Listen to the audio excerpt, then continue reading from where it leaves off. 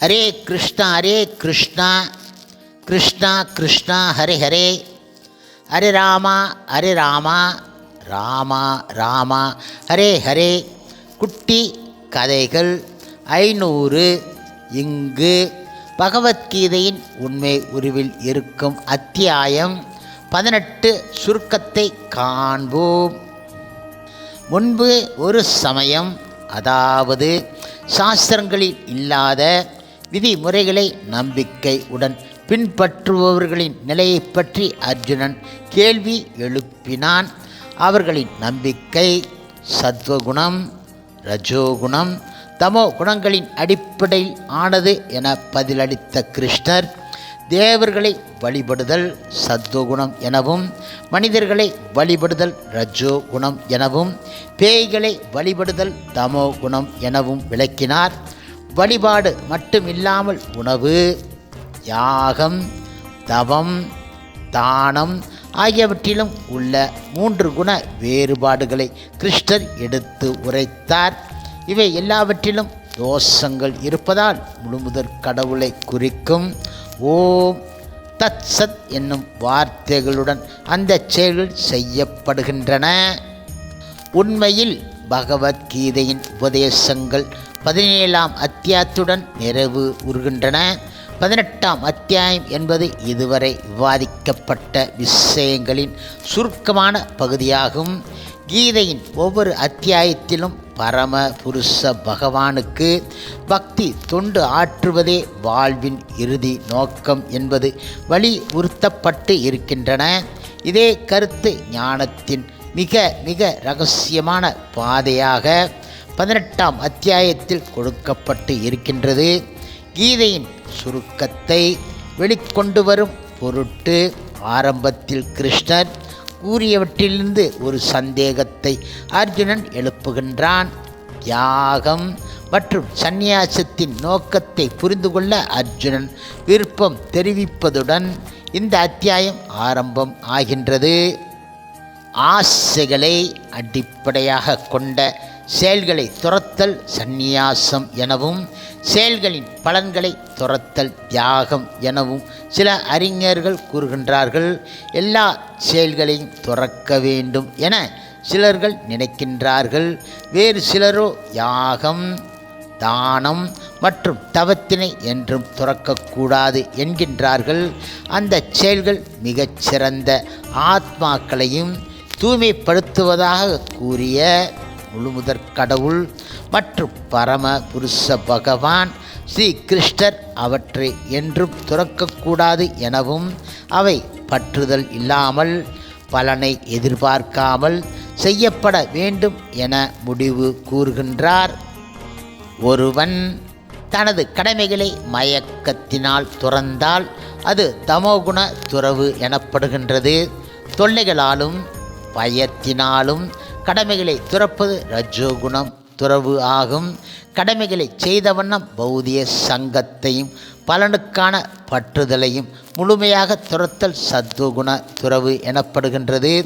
சத்துவகுணத்தில் நிலை பெற்றோர் அமங்கலமான செயல்களை வெறுப்பது கிடையாது, மங்களகரமான செயல்களில் பற்றுக்கொள்வதும் கிடையாது. உடலை உடையவன் எல்லா செயல்களையும் துறத்தல் என்பது சாத்தியம் கிடையாது. எனவே செயலின் பலன்களை துறப்பவன் உண்மையான துறவி எனப்படுகின்றான். செய்யப்படும் எல்லா செயல்களும் நிச்சயம் விளைவுகளை கொடுக்கும் என்பதால் விளைவுகளில் இருந்து விடுபட்டு இருப்பது எப்படி சாத்தியம் என கேட்கலாம். கர்மம் யோகத்தின் உபதேசங்களை சுருக்கமாக கூறிவிட்ட கிருஷ்ணர் விளைவுகளில் இருந்து விடுபடுவது குறித்து ஞானத்தின் பார்வையில் இருந்து விளக்குகின்றார்.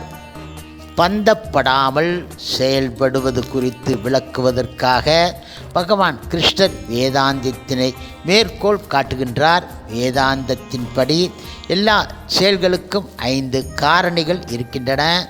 1 செயலுக்கான இடம், உடல். 2 செய்பவன். 3 புலன்கள். 4 பலதரப்பட்ட முயற்சிகள். மற்றும் 5 பரமாத்மா. மனிதன் தன்னுடைய உடல், மனம் மற்றும் வார்த்தைகளால் எந்த செயலை செய்தாலும் அதற்கு இந்த 5 காரணங்களாக அமைகின்றன. 5 காரணங்களையும் பார்க்காமல் தன்னை மட்டுமே காரணமாக கருதுபவன் அறிவாளி கிடையாது. யாருடைய நோக்கம் அகங்காரம் இல்லாமல் இருக்கின்றதோ, யாருடைய புத்தி பற்றுதல் இருந்து விடுபட்டு இருக்கின்றதோ அவன் தனது செயல்களால் பந்தப்படுவது கிடையாது. 5 காரணங்களை அடிப்படையாக கொண்ட ஒருவனின் செயல்கள் இயற்கையின் 3 குணங்களால் கட்டுப்படுத்தப்படுகின்றன. அறிவு, செயல்கள், செய்பவன், புத்தி, மன உறுதி, மகிழ்ச்சி ஆகியவை அனைத்தும் 3 குணங்களை சார்ந்து இருக்கின்றன என்பதை அறிய வேண்டும்.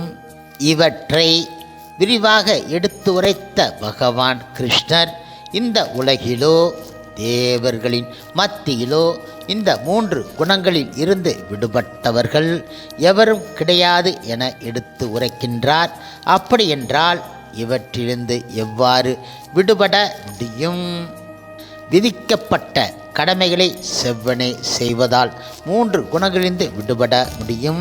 சமுதாயத்தில் இருக்கின்ற ஒவ்வொருவரும் தமது சுவாபத்திலிருந்து பிறந்த 3 குணங்களின் அடிப்படையில் பிராமணர், சத்திரியர், வைஷ்யர், சூத்திரர் என பிரிக்கப்படுகின்றார்கள். அமைதி, சுய கட்டுப்பாடு, தவம், தூய்மை, சகிப்புத்தன்மை, நேர்மை, அறிவு, பகுத்தறிவு, ஆத்திகம் ஆகியவை பிராமணர்களின் தன்மைகள். சூரத்தனம், வலிமை, மன உறுதி, வளமை, போரில் தைரியம், கொடை, ஆளும் தன்மை ஆகியவை சத்திரியரின் தன்மைகள். விவசாயம், பசுக்களை பராமரித்தல், வியாபாரம் ஆகியவை வைசியர்களின் தன்மைகள். மற்றவர்களுக்கு தொண்டு செய்தல் சூத்திரர்களின் தன்மை ஆகும். தம் குணத்திற்கு தகுந்த கடமையை செய்து முழுமுதற் கடவுளை வழிபடுவதன் மூலமாக ஒவ்வொரு மனிதனும் பக்குவம் அடைய முடியும். மற்றவரது கடமையை ஏற்று அதனை பக்குவமாக செய்வதை காட்டிலும் முறையாக செய்யாவிட்டாலும் தனது சொந்த கடமைகளில் ஈடுபட்டு இருப்பதே சிறந்தது ஆகும். அவ்வாறு கடமைகளை செய்பவன் பாவ விளைவுகளால் பாதிக்கப்படுவது கிடையாது. நெருப்பு புகையால் சூழப்பட்டு இருப்பது போல எல்லா செயல்களிலும் ஏதேனும் தோஷம் இருக்கின்றன. அதற்காக ஒருவன் தனது தொழிலை துறக்கக்கூடாது. பற்றுதல் ஏதும் இல்லாமல் கர்ம யோகத்தை பயிற்சி செய்பவன் தான் உடல் அல்ல என்னும் அறிவை பெற்று சத்துவகுணத்தின் தளத்திற்கு வருகின்றான். சத்துவகுணத்தின் தளத்தை அடைந்த பின்பு அவன் தனது புத்தியினால் தூய்மை அடைந்து உறுதியுடன் மனதை கட்டுப்படுத்தி புலன் நுகர்ச்சி பொருட்களை துறந்து தனி இடத்தில் வாழ்ந்து குறைவாக சாப்பிட்டு உடல், மனம் மற்றும் பேச்சினை கட்டுப்படுத்தி எப்போதும் ஞானத்தில் ஆழ்ந்து பற்றுதல் இல்லாமல் அகங்காரம், பொய்யான வலிமை, பொய்யான பெருமை, காமம், கோபம் மற்றும் ஜட பொருட்களை ஏற்பதிலிருந்து விடுபட்டு உரிமை உயர்வு இல்லாமல் அமைதியாக இருந்து தன் உணர்வின் நிலைக்கு உயர்கின்றான். அந்த நிலை பிரம்மனை உணர்ந்த நிலை எனப்படுகின்றது. ஆன்மீக தன் உணர்வின் முதல் படி பிரம்மனை உணர்வதாகும். இந்த நிலையை அடைந்தவன் இன்பம் நிறைந்தவனாக, கவலைகளும் ஏக்கமும் இல்லாதவனாக, எல்லா உயிர்கள் இடத்தும் அன்பு கொண்டவனாக ஆகின்றான். அத்தகு உயர் நிலையில் ஒருவன் கிருஷ்ணரின் மீதான தூய பக்தி தொண்டை அடைகின்றான். பக்தி தொண்டினால் மட்டுமே கிருஷ்ணரை உள்ளபடி அறிந்து கொள்ள முடியும். கிருஷ்ண பக்தியில் பக்குவம் அடையும் போது அவரது திருநாட்டிற்குள் நுழைய முடியும். கிருஷ்ண பக்தன் பல்வேறு செயல்களில் ஈடுபட்டு இருந்தாலும் கிருஷ்ணரின் நேரடி பாதுகாப்பில் இருப்பதால் அவரது கருணையினால் நித்தியமான அழிவு அற்ற அந்த ஆன்மீக உலகை அவனால் எளிதாக அடைய முடியும்.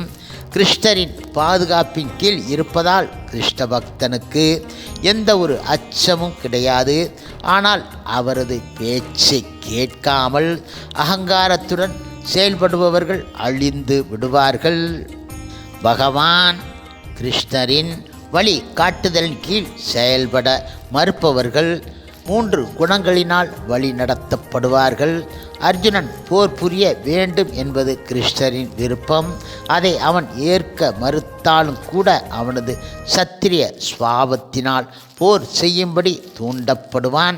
இயற்கையினால் தூண்டப்பட்டு செயல்படுவதை காட்டிலும் பகவான் கிருஷ்ணரின் வழி காட்டுதலில் செயல்படுதல் சாலச் சிறந்தது. அப்போது அவன் பந்தப்பட மாட்டான்.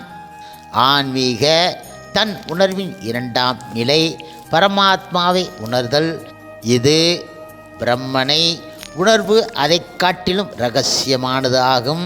உடல் என்பது ஜட சக்தியால் செய்யப்பட்ட ஒரு இயந்திரம் போன்றது.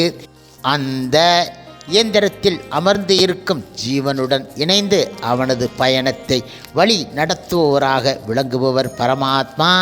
பரமபுருஷ பகவானான கிருஷ்ணர் பரமாத்மாவின் வடிவில் எல்லோரின் இதயத்திலும் அமர்ந்து இருக்கின்றார். உயிர்வாளி என்னும் ஓட்டுநர் ஒரே மாதிரியாக இருந்தாலும் வெகு விரைவாக செல்லும் காரில் அமர்ந்து இருப்பவன் மெதுவான காரில் அமர்ந்து இருப்பவனை காட்டிலும் வேகமாக பயணம் செய்கின்றான். அதுபோன்று ஒரு குறிப்பிட்ட ஜீவாத்மா தனது கடந்த கால விருப்பங்களுக்கு ஏற்ப செயல்படும் பொருட்டு ஜட இயற்கை ஒரு குறிப்பிட்ட உடலை பரமாத்மாவின் கட்டளைப்படி தயார் செய்கின்றது. எனவே உயிர்வாளி சுதந்திரம் ஆனவன் கிடையாது என்பதையும் பகவான் கிருஷ்ணரின் கட்டுப்பாட்டில் இருப்பதையும் புரிந்து கொள்ள வேண்டும். பரமாத்மா இடம் சரண் அடைவதால் அவரது கருணையை பெற்று வைகுண்ட உலகத்தை அடைய முடியும். ஆன்மீக தன் உணர்வின் 3ஆம் நிலை புருஷோத்தமரான முழுமுதற் கடவுள் கிருஷ்ணரை நேரடியாக உணர்தல். இது பரமாத்மாவை உணர்வதை காட்டிலும் இரகசியமானது ஆகும். அர்ஜுனன் தனக்கு பிரியமான நண்பன் என்பதால் தன்னுடைய அறிவுரைகளில் மிகவும் உன்னதமான எல்லாவற்றிலும் மிக மிக இரகசியமான ஞானத்தை கிருஷ்ணர் அவனுக்கு கூறினார். 2 ஸ்லோகங்களில் அவர் கூறிய அந்த மிக மிக இரகசியமான ஞானம் கீதையின் சாரமாக விளங்குகின்றது. மன்மனா பவ மத் பக்தோ, ஓ எப்போதும் என்னை பற்றி நினைத்து எனது பக்தனாக ஆகி என்னை வழிபட்டு உனது வணக்கங்களை எனக்கு சமர்ப்பிப்பாயாக. இவ்வாறாக நீ என்னை வந்து அடைவாய் என்பதில் சந்தேகம் கிடையாது. நீ எனக்கு மிக மிக பிரியமான நண்பன் என்பதால் இந்த சத்தியத்தை நான் உனக்கு அளிக்கின்றேன்.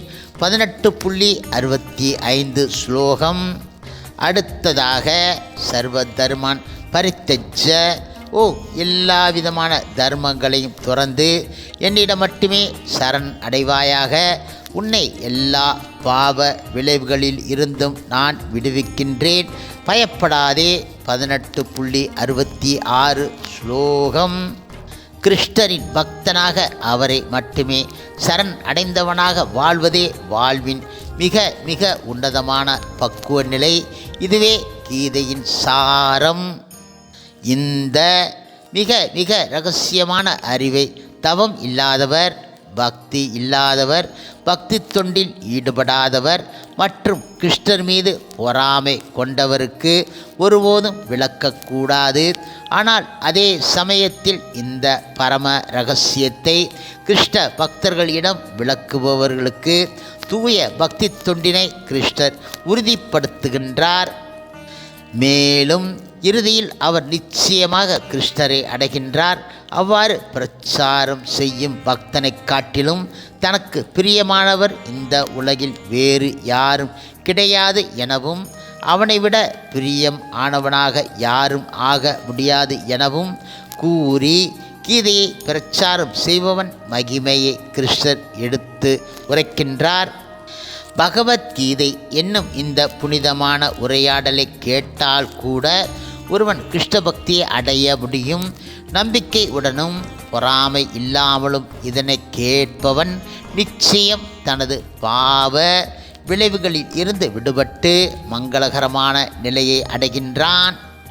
கீதையை பொறாமை உடைய நபர்களுக்கு எடுத்து உரைப்பதை கிருஷ்ணர் பகிரங்கமாக தடுத்து இருக்கின்றார். வேறு விதமாக கூறினால் கீதை என்பது பக்தர்களுக்கு மட்டுமே. ஆனால் சில சமயங்களில் பக்தர்கள் உபன்யாசம் வழங்கும் போதும் பகவத்கீதை விநியோகம் செய்யும் போதும் அதை பெறுபவர்கள் அனைவரும் பக்தர்களாக இருப்பார்கள் என எதிர்பார்க்க முடியாது. கீதையை பெறுபவர்களில் கிருஷ்ணன் மீது நம்பிக்கை கொண்டவர்கள் உடனே பலனை அடைவார்கள்.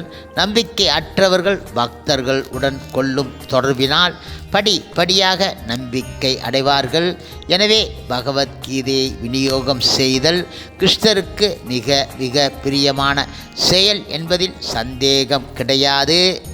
இவ்வாறாக கர்ம யோகம், ஞான யோகம், தியான யோகம், பக்தி யோகம் என எல்லாவற்றையும் 18ஆம் அத்தியாயத்தில் எடுத்து உரைத்து தன்னிடம் சரண் அடையும்படி அறிவுறுத்திய கிருஷ்ணர் அதன் பின்பு, ஓ, நான் கூறியவற்றையெல்லாம் கவனத்துடன் கேட்டாயா? உனது அறியாமையும் மயக்கமும் நீங்கிவிட்டனவா என அர்ஜுனனிடம் கேட்டார். இந்த கேள்வியின் மூலமாக முழுமுதற் கடவுள் யாரையும் எதற்காகவும் கட்டாயப்படுத்துவது கிடையாது என்பதை நாம் உணரலாம். ஜீவன்களின் தனிப்பட்ட சுதந்திரத்தில் அவர் தலையிடுவது கிடையாது. அவர் உபதேசங்களை அருள்கின்றார். அதனை ஏற்பதும் ஏற்காததும் ஒவ்வொருவரின் தனிப்பட்ட சுதந்திரம் ஆகும். தமது உண்மை நலனில் அக்கறை கொண்டோர் கிருஷ்ணரின் செய்தியை ஏற்கின்றார்கள். சிலர் புறக்கணிக்கும் செய்யலாம். ஆனால் அர்ஜுனனோ அதுபோன்று முட்டாளாக இருக்கவில்லை. அவன் கிருஷ்ணரின் கட்டளையை முழுமையாக ஏற்றுக்கொண்டான். தனது மயக்கம் நீங்கிவிட்டது எனவும் சுய நினைவை பெற்றுவிட்டேன் எனவும் எல்லா சந்தேகங்களில் இருந்து விடுபட்டு விட்டேன் எனவும் கூறிய அர்ஜுனன் கிருஷ்ணரின் ஆணையின்படி செயல்பட தயாராகிவிட்டான். அதாவது போர் இட தயாராகிவிட்டான். கீதையை படிக்கும் பலர் கீதையை கேட்ட பின்பு அர்ஜுனன் தனது கடமையை செய்ததாக நினைக்கின்றார்கள். ஆனால் கீதையை கேட்ட பின்பு அர்ஜுனன் கிருஷ்ணரின் கட்டளையை பின்பற்றினான் என்பது உண்மை. கிருஷ்ணரிடம் முழுமையாக சரண் அடைந்த அர்ஜுனன் அவரது விருப்பத்தின்படி போர் புரிய ஒப்புக்கொண்டான். அது தனது கடமை என்பதற்காக கிடையாது. கடமைக்காக செயலாற்றுவதற்கும் கிருஷ்ணரை திருப்தி செய்வதற்காக செயலாற்றுவதற்கும் பெருத்த வேற்றுமை உண்டு. பகவான் கிருஷ்ணர், அர்ஜுனன் ஆகிய இருவருக்கும் இடையில் நடந்த அந்த உன்னத உரையாடலை கேட்கும் பேறு பெற்ற திருதராசரின் காரியதரிசியான சஞ்சயன் பெரும் பரவசத்தை உணர்ந்தான். சஞ்சயன் வியாசதேவரின் சீடன். தனது குருவின் கருணையினாலேயே இந்த உரையாடலை கேட்கும் பாக்கியத்தை பெற்றதாக பெருமிதம் கொண்டான். அதனை மீண்டும் மீண்டும் நினைத்து ஒவ்வொரு கணமும் இன்பம் அடைகின்றான். அர்ஜுனனுக்கு காட்டப்பட்ட விஸ்வரூபத்தையும் சஞ்சயனால் காண முடிந்தது. அதை நினைத்து மேன்மேலும் வியப்பில் மூழ்கி இன்பம் அடைகின்றான்.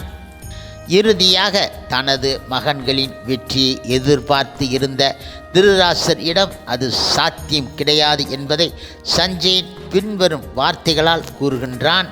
யோகிகளின் இறைவனான கிருஷ்ணர் எங்கெல்லாம் இருக்கின்றாரோ, உன்னத வில்லாளியான அர்ஜுனன் எங்கெல்லாம் இருக்கின்றானோ அங்கெல்லாம் நிச்சயமாக செல்வமும் வெற்றியும் அசாதாரணமான வலிமையும் நியாயமும் இருக்கும் என்பது எனது அபிப்பிராயம். தனது இந்த அபிப்பிராயத்தை வழங்கியதன் மூலமாக அர்ஜுனனின் தரப்பினர் தர்மத்தை சார்ந்தவர்கள் எனவும் அவர்களே போரில் வெற்றி பெறுவார்கள் என்பதையும் சஞ்சயன் தனது எஜமானர் இடம் கூறுகின்றான். சஞ்சயனின் இந்த இறுதி வார்த்தைகளுடன் பகவத்கீதை முடிவு உறுகின்றது. கடைசியான குறிப்புகளை கீழ்காண்போம். 18ஆம் அத்தியாயத்தின் 11 பகுதிகள். 1. கர்மயோகத்தின் சுருக்கம் 18.1. உண்மையான சந்நியாசி செயல்களை துறப்பது கிடையாது. செயல்களின் பலன்களில் பற்று இல்லாமல் செயல்படுகின்றார். 2. ஞான யோகத்தின் சுருக்கம் 18.13. வேதாந்தத்தின் அடிப்படையில் ஆன 5 காரணங்கள். 3. எல்லா செயல்களையும் கட்டுப்படுத்தும் குணங்கள் 18.19. உலகின் அனைத்து செயல்களும் 3 குணங்களால் கட்டுப்படுத்தப்படுகின்றன. 4. கடமையை செய்து விடுதலை பெறுதல் 18.41. 5. இரகசியமான அறிவு 18.49. பிரம்மனை உணர்தல். பிரம்மனை உணர்ந்தவன் பக்தியில் ஈடுபடுகின்றான். 6. தூய பக்தி தொண்டில் செயல்படுதல் 18.56. பகவான் கிருஷ்ணரின் வழி காட்டுதலில் செயல்படுவதால் குணங்களை கடந்து விடலாம். 7. மிக இரகசியமான அறிவு 18.61. பரமாத்மா பற்றிய ஞானம் பிரம்மனை காட்டிலும் சிறந்தது. 8. மிக மிக இரகசியமான அறிவு 18.64 66. கிருஷ்ண பக்தி பற்றிய ஞானம் பரமாத்மா ஞானத்தை காட்டிலும் சிறந்தது. மன்மனா சர்வதர்மான். 9. கீதையை பிரச்சாரம் செய்தல் 18.67. பக்தி இல்லாதவர்களுக்கு கூடாது. பக்தர்களிடம் பிரச்சாரம் செய்பவன் கிருஷ்ணருக்கு மிக மிக பிரியமானவன். 10. அர்ஜுனனின் உறுதி 18.72. கிருஷ்ணரின் ஆணைப்படி செயல்பட அர்ஜுனன் ஒப்புக்கொள்ளுதல். 11.